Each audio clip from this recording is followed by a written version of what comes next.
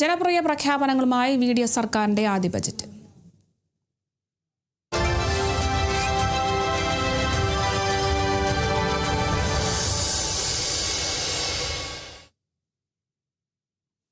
ധനപ്രതിസന്ധിക്കിടയിലും ആരോഗ്യ ദേവസ്വം മേഖലകൾക്ക് ബജറ്റിൽ പ്രത്യേക പരിഗണന.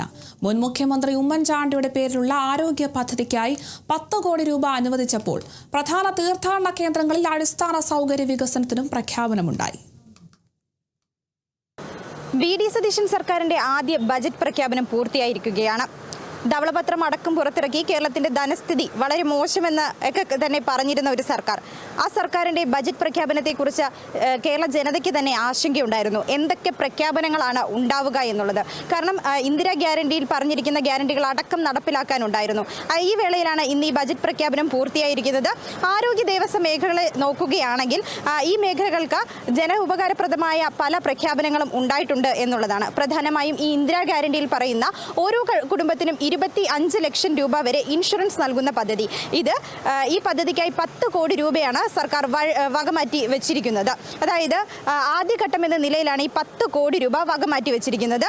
ഇതിനുശേഷം സാമ്പത്തികമായി മുന്നോട്ട് നിൽക്കുന്ന കുടുംബങ്ങൾക്ക് ചില നിബന്ധനകളുടെ അടിസ്ഥാനത്തിൽ അല്ലെങ്കിൽ ചില ഇളവ്, പിന്നോക്കം നിൽക്കുന്ന കുടുംബങ്ങൾക്ക് ഇളവ് നൽകിക്കൊണ്ട് ഈ പദ്ധതി സാധാരണ ജനങ്ങളിലേക്ക് കൂടുതൽ എത്തുന്ന തരത്തിലേക്ക് മാറ്റുമെന്ന് മുഖ്യമന്ത്രി VD സതീശൻ പറഞ്ഞിട്ടുണ്ട്. മറ്റൊരു കാര്യമെന്ന് പറയുന്നത് ഇത്തരത്തിൽ ഡയബറ്റീസായിട്ടുള്ള കുട്ടികളുടെ കാര്യത്തിലാണ്. ഇൻസുലിൻ, നല്ല ഉയർന്ന നിലവാരമുള്ള ഇൻസുലിൻ കേരളത്തിലേക്ക് എത്തിക്കുകയും അവരുടെ ചികിത്സയ്ക്ക് വേണ്ട നടപടികൾ സ്വീകരിക്കുമെന്നും മുഖ്യമന്ത്രി അറിയിച്ചിട്ടുണ്ട്. കൂടാതെ തന്നെ ഈ ദേവസ്വം മേഖലകളെ സംബന്ധിച്ചാണെങ്കിൽ ശബരിമല, ഗുരുവായൂർ, കൊട്ടിയൂർ, തിരുവല്ലം തുടങ്ങിയ ക്ഷേത്രങ്ങളിൽ തിരുപ്പതി മോഡൽ വികസനം കൊണ്ടുവരുമെന്ന് മുഖ്യമന്ത്രി VD സതീശൻ വ്യക്തമാക്കിയിട്ടുണ്ട്. അതായത് ഇതിനെ ഒരു തീർത്ഥാടന ടൂറിസം പദ്ധതിയിലേക്ക് കൊണ്ടുവരികയും അതുവഴി കേരളത്തിന് ആവശ്യമായ വരുമാനം കൊണ്ടുവരികയും കേരളത്തിൽ ഒരു വികസനം കൊണ്ടുവരാൻ സാധിക്കുമെന്ന് മുഖ്യമന്ത്രി VD സതീശൻ വ്യക്തമാക്കിയിട്ടുണ്ട്. ഇതിൽ നിന്ന് നമുക്ക് മനസ്സിലാക്കാൻ സാധിക്കും, അതായത് ഇത്രയ്ക്ക് ധനപ്രതിസന്ധി ഉണ്ടെങ്കിൽ കൂടി ആരോഗ്യം, ദേവസ്വം തുടങ്ങിയ മേഖലകളിലേക്ക് മുഖ്യമന്ത്രി VD സതീശൻ ഈ ബജറ്റിൽ ഒരു കൃത്യമായ ഒരു തുക മാറ്റിവെച്ചിട്ടുണ്ട്, കൃത്യമായ ഒരു പദ്ധതി നടപ്പാക്കിയിട്ടുണ്ടെന്ന്.